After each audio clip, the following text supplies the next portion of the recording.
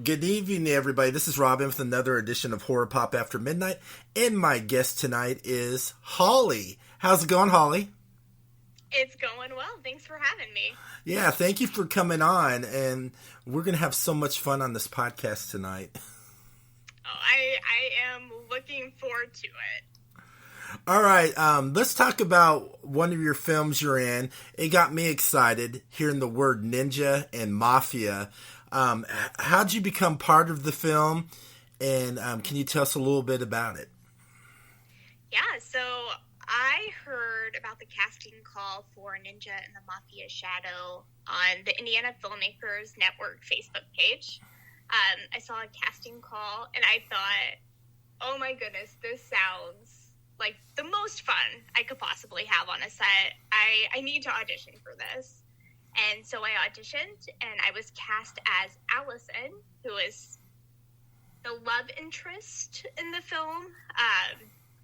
And it was every bit as much fun as I expected it to be, Robin. It was absolutely incredible.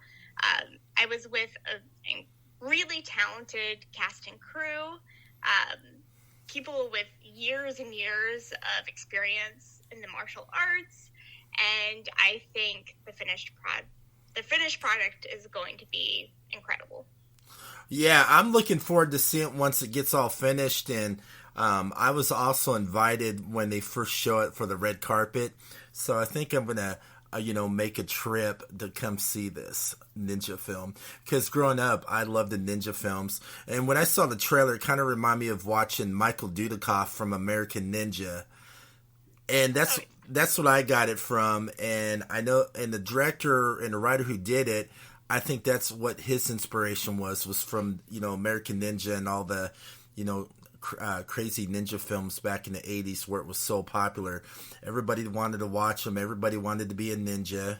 We're not talking about Ninja Turtles. We're talking about Japanese martial artists. Yeah, when everybody was first cast in the project, and we were talking with James Sheridan, who wrote and directed the film, he made it very clear that this was an homage to these older ninja movies, and we respected that, and we had so much fun doing it. So before you did your role, did you sit and watch any of the American Ninja films or anything like that? Yeah, so James Sheridan gave us a little bit of a viewing assignment just so we knew exactly the tone that we were looking at and what we were trying to capture with what we were doing. And I think everybody had a really great time. And when it came time to be on set and to start filming, we knew exactly what we were going for, what we were going after. So which ninja film did you watch? So I have a list still. So we watched a couple, and American Ninja was one that stuck out to me, though. Okay. Yeah, and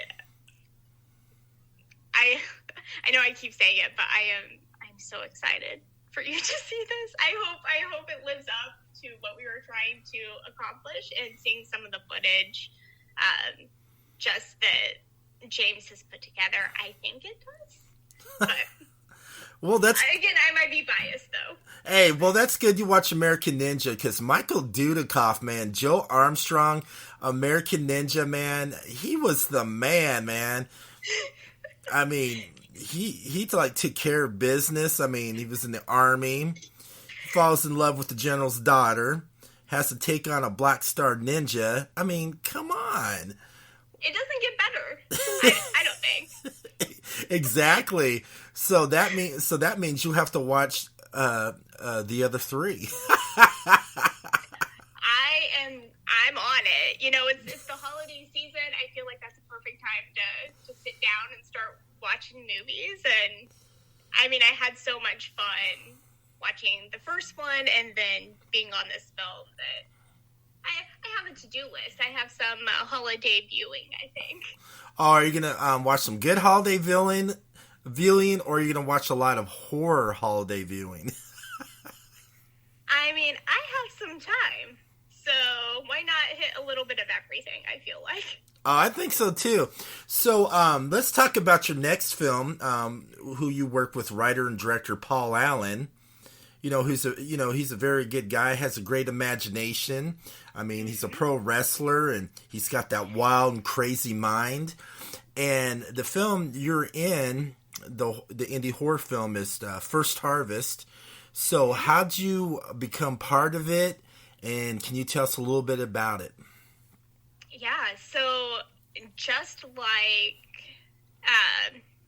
Ninja and the Mafia Shadow, First Harvest I found online on the Indiana Filmmakers Network Facebook page. I saw the casting call. So I did a self-tape for it, and before I did that, I got to talk to Paul Allen and get an idea of what his vision for the film was, and immediately I was struck by this world that he had created in his mind already. It was very vivid. He had so many details, and he had a clear vision for what he was going for. So by the time I did my self-tape audition, I felt like I knew the character already. Okay. Even though I only had a small portion of the script, I only had the sides that were maybe a couple pages long, and that is really a huge benefit to an actor when you get that kind of insight into a film going into the audition.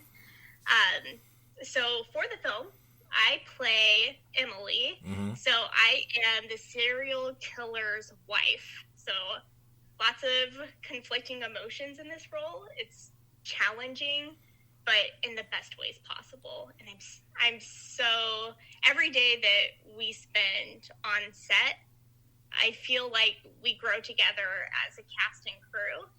And I mean, it's horror too, so I can't give away too much. But it's going to be a bloody good time. Oh, I'm looking for it. Bloodier the better. So, also, on the set when you were working with Paul, what was it like working with Paul when he was wearing that killer mask?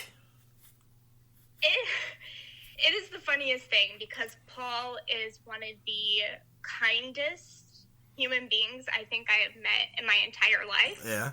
But when it becomes time for him to become his character, whether he's in, a mask or not, it's a completely different change. He's so good at what he does.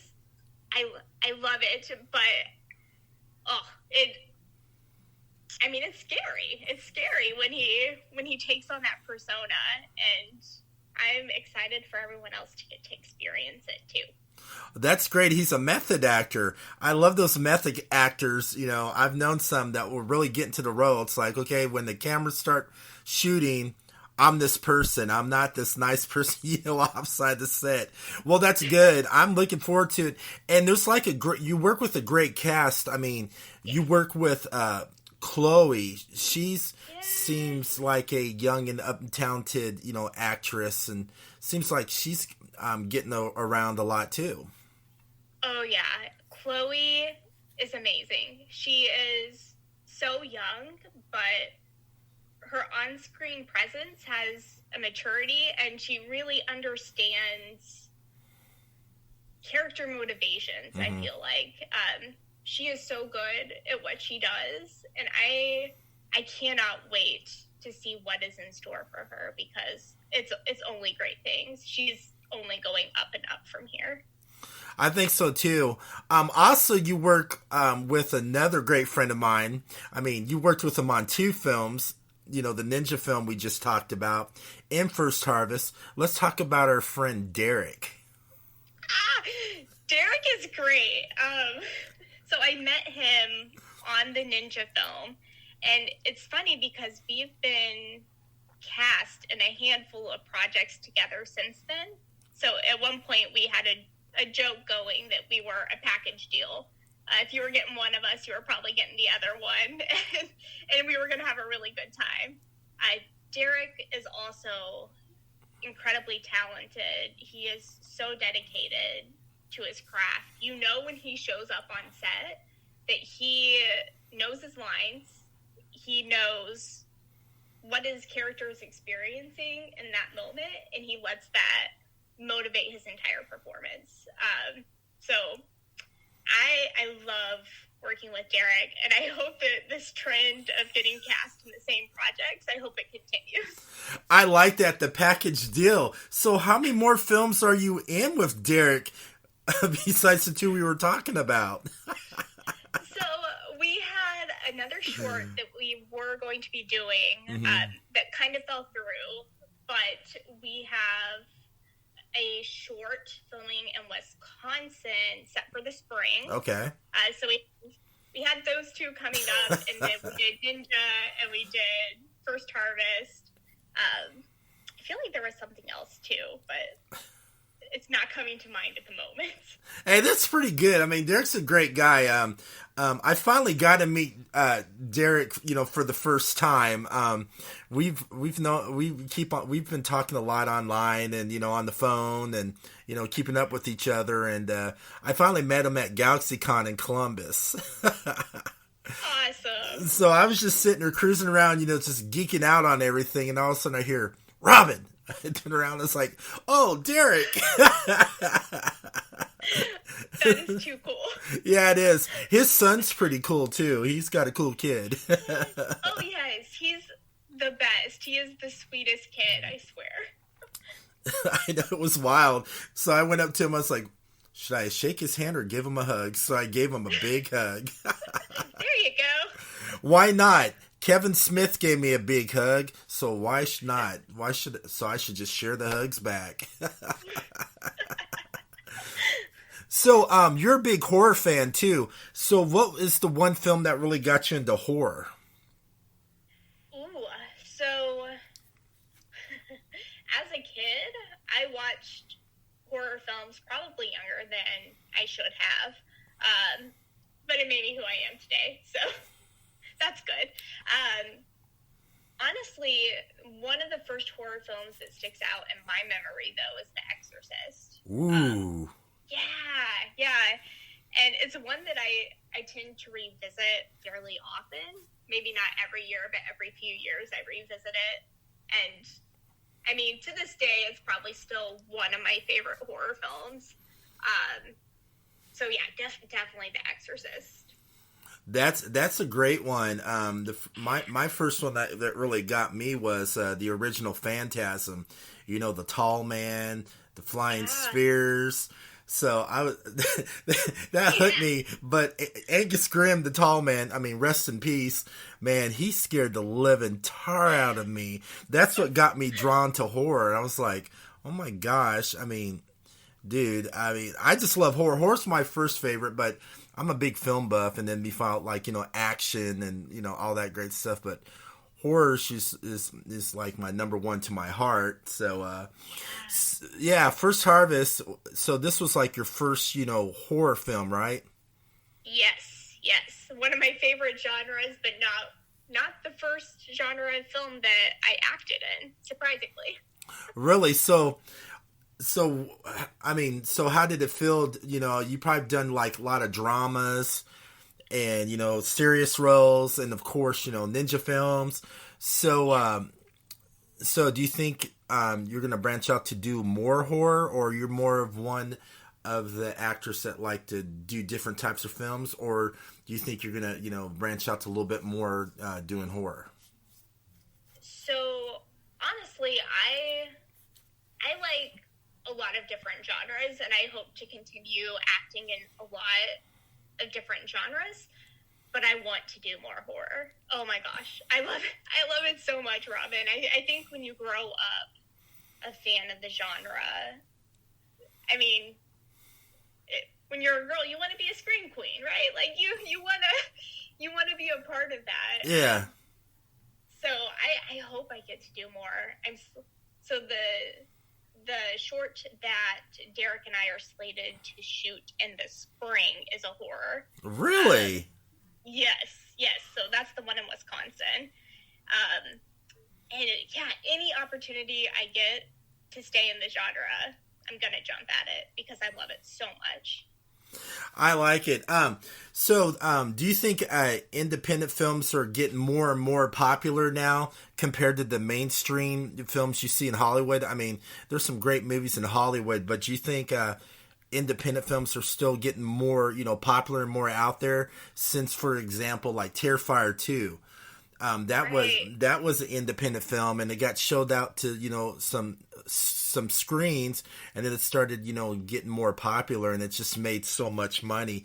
Do you think people are just getting tired of seeing all the recycled ideas in Hollywood, and are starting to jump on into more indie films? Yeah, I think people have a hunger for stories, right? And a lot of times when we see the same stories or just minor variations of them over and over again, we start looking to other places. And indie film is so special because everyone involved in an independent film is there because they love it. They love the process. They love the project itself, and they want to come together, create a community, and create something new together. Independent film, you can't beat the passion behind it. And I think that shows, and I think audiences are picking up on that. I think so too. I mean, there's some great ones, and there's some ones out there it's like, oh my gosh, what should I just watch? I'll give you a good example. I was on Tubi. Tubi's been showing some great, horror films, B budget, good ones. I was watching one. It was called Clay Zombies, and it's about this radioactive like Play-Doh clay. So if a human being touches it, they turn into a claymation zombie. That sounds so fun. Yeah. So you're watching the movie. So when they touch it, the director and writer, he would film the clay figures that look like zombies, like real clay, and then you have the actors in the film, getting in their roles, acting like they're being attacked by clay zombies, and you see and they're acting like they're shooting at the clay zombies, and you see the clay zombie blood popping out everywhere, and there's a crazy sheriff in there who's addicted to paprika. I don't know where that came about, but okay, you're a sheriff, you're fighting these clay zombies, and you're addicted to paprika. Oh man, and you said Tubi. It's on Tubi? Yes, it's called Clay Zombies, and I did a review on my podcast, and the writer and director hit me back. He's like, "Oh, I'm glad you enjoyed it." Yeah, I mean, that's cool. Yeah, I gave it a fair review, I mean, it was, it's like, okay, and I was surprised he hit me back. I was like, who's this guy that's hitting me back about, and I looked him up and I was like, oh, that's the writer and director. That's so cool. Yeah, Clay Zombies. I mean, you got to, when you watch it, you got to let me know what you thought of it. Absolutely. Yeah, now I'm intrigued. I know. It's one of those, and the cool thing about the actors in the film, it seems like, they're doing their lines, but they're trying really hard to, get it right. That's what's so funny about it. They're trying to, get that acting right, but they're, and, you can tell they're, trying to ad lib a little bit. It's like, hey, I got to be a serious actor in this movie. It's just so cheesy, man. Sometimes cheese is the best, though. Yeah, it depends what cheese you're thinking about. I knew you'd get a kick out of that because, I've been telling everybody about Clay Zombies. They're like, really? I gotta check this out. Oh my gosh, that is just so insane. Oh man, I can't believe I talked about Clay Zombies. And this is all about you. This is your story, not my story. But this is my podcast. This is my podcast, and I can talk about anything I want to anyway. So, but yeah, that's what I was gonna say. But it's all you, though. But yeah, let's get back to you. So, what got you into the acting bug? Did you do some stage plays, or what led you the way to become an actress? Yeah. So acting was always something that I wanted to do. Mm-hmm. I discovered it fairly young when I did a play over the summer through my school, Mm-hmm. and I fell in love with it. We did Sleeping Beauty, and I got to play Princess Aurora. Nice. And I thought being on stage was just the most magical thing. And then I didn't do it again. I decided to audition for a play in high school, and I got on stage for the audition and completely froze. So that didn't go so well, and honestly, I didn't get back to it until 2 years ago. It was 2020. I was at home working from home because of the pandemic. Yeah. And I was thinking, it was just a time to reevaluate everything that I had been doing and where I wanted to go. And I thought, it's now or never. Like, I've always wanted to do this. Let's try it. So I started online acting classes with Jim Doherty, who is fantastic. And I would say maybe about 4 months after I started online classes, I auditioned for my first movie, which was Chasing Rabbits, and I actually got cast in it. And since then, I've stayed in classes, whether they be online or now, thankfully, in person. And I've been doing projects ever since. And it's my passion. I love it more than anything, I think. And I'm so glad that I finally took the time to invest in it and invest in myself, because it's so wonderful. I love it so much. I bet you do. But also, like, acting in front of the camera and acting the stage, is that, like, totally different, how you prepare for roles and how you play it out? It's very different. So acting for film, a lot of it is about stillness, right? The camera captures everything. Yeah. So if you're thinking about something or wondering, oh no, what's my next line? The camera's going to pick up all of that. Yeah.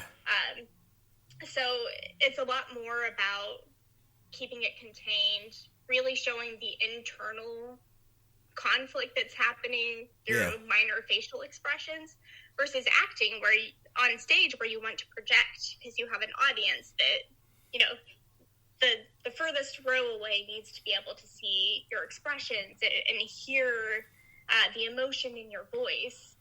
And you also, when you're acting on stage, you get immediate feedback, right? If it's a comedy, you can hear the audience laugh. Or, if the drama, you might hear them gasp, or you might see them lean in. Where when you're doing it for film, all might be quiet on the set. The director may have you run the scene. You might not get any feedback, and you might be on to the next scene. So they're very different, but each of them has its own benefits. They're great in their own ways. Yeah, I totally agree with you. And if you know that character right, and if you can get, like, somebody invested into the character, whatever it's like a film or a stage play, if you get a person invested in the film going, man, this actress is really getting me into the story. I feel like I'm with this actress and actor going through with them through the story of the stage. And if you do that, you are really doing your job. Yeah.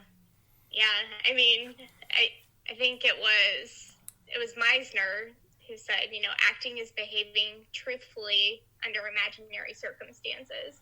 So if you're doing your job right, when people see you, they don't think you're acting. They see the character experiencing everything that's unfolding in the plot. I think a lot of people, really good actors, make it look easy. And so it's really easy for a lot of people to think, oh, acting's not hard, but there's so much work that goes into it. Yeah, I totally think so too. I mean, because you gotta make sure you have that great chemistry with that actor. You gotta, play it off from each other. I mean, you gotta know those lines inside out.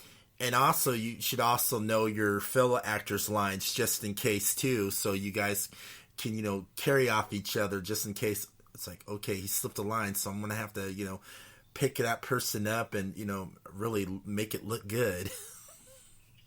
Yeah. You have to be very in tune with your co-stars, whether it be in film or on stage, and if a cue gets dropped or missed, just be ready, stay in the moment, and try to react in a way that feels authentic. Oh, I totally agree with that. So, so what are some of your next films you're going to be doing? Besides the horror film you're doing with Derek, we talked about, is there any other exciting projects you're getting into, or are you getting back onto the stage again? Man, this inquiring mind wants to know. Yeah, so far right now I just have the first Harvest universe that I'm working in, and then looking ahead to that project in the spring. Mm-hmm. I feel like usually toward wintertime, things start slowing down with casting, and I feel like, nobody really wants to shoot or think about shooting when it's cold out and the weather's not great.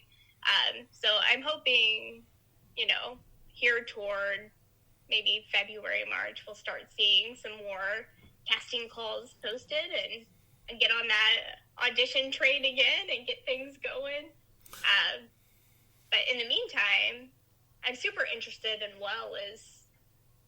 things behind the camera. So I'm taking a script writing course. Ooh, do tell. Next semester. So that's pretty cool. So what got... So, okay, you got the acting bug. You've been in this films. So what got you really interested into like screenwriting and working behind the camera? How did that pop in your head? So I have a background with writing. When I was in undergrad, one of my majors was journalism. So I've always enjoyed writing.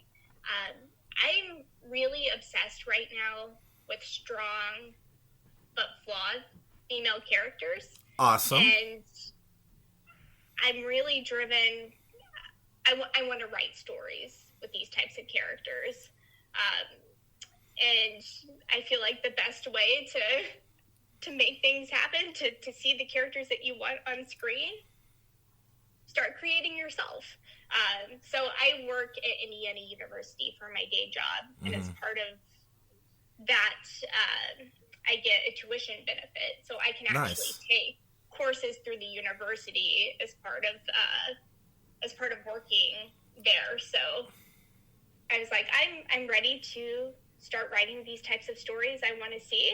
I kind of have an idea of how to get there, but I want to get the formal training. I want to do this right. So I will start that in January, and who knows, maybe in the future you'll be seeing a film written, directed, and starring me. Who knows? Hey, that would be awesome. I definitely would see that, and who knows? Maybe you'll be at a film festival. Who knows? Maybe I'll bump into film festival and be like, interview you, going, "Hey, this is my friend Holly, and we're here for her her very first film." That's cool though. I like that. Me, I've been podcasting for a while, and I do interviews. I cover film festivals, all that great stuff. I thought about going to go take some classes and work behind the camera with the director. I always wanted to be a cinematographer, but I just never had time to do it. I always loved to shoot behind the camera. I don't want to be in front of a camera because I can't act worth a lick. So No, I don't believe that. Yeah, I've never tried it, but I always wanted to learn to be a cinematographer. I like watching films when a cinematographer gets that good shot or that good scenic shot. I want to learn how to do all that and use my unique style. So I love that. You totally should. I know I should. There's been a lot of people like, "Come on, Robin, you can do it. Come on, man." I like it. I'm like you. We're always constantly learning everything. I mean, I'm learning from interviewing still. There's some stuff I'm still learning. Paying the dues. But of course. Yeah. So this idea, when you're gonna write, have you thought what type of film you're gonna write, or you just have a bunch of ideas in your head?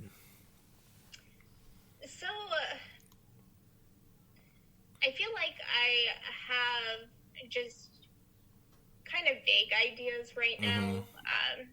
I feel like I need the structure of going through the course before I really invest too much into one. But I mean, obviously, I would really like to write a horror film, but it might be something more in the vein of something that you would see like A24 do. Nice. So like, yeah, I'm a big A24 fan. So something like Midsummer or something along those lines. I'm really drawn to writing a story like that. But also, I mean, I can see myself writing a dramedy. Nice. Yeah, so something dramatic, but definitely having those comedic undertones to make sure that the movie isn't a slog for everyone, that they still can leave and having enjoyed the experience. Oh, that's pretty good. So where can everybody find you on social media? Yeah, so best place is probably Instagram. So they can search Holly_Jean_Anspaugh. I tend to post things on there about the projects I'm working on, but also really cute photos of my beagles. Aww. So if you're a dog fan, there's something for you too, even if you're not super interested in my projects I'm working on. Oh, there's people probably interested in your projects. Come on. I mean, your cute dogs. Oh, come on. You're killing me. You're killing me. Oh, my gosh. Hey, thank you so much for taking your time coming on. Yeah, thanks for having me. I'm so glad that we got to meet and talk to each other, screen to screen at least. Exactly right.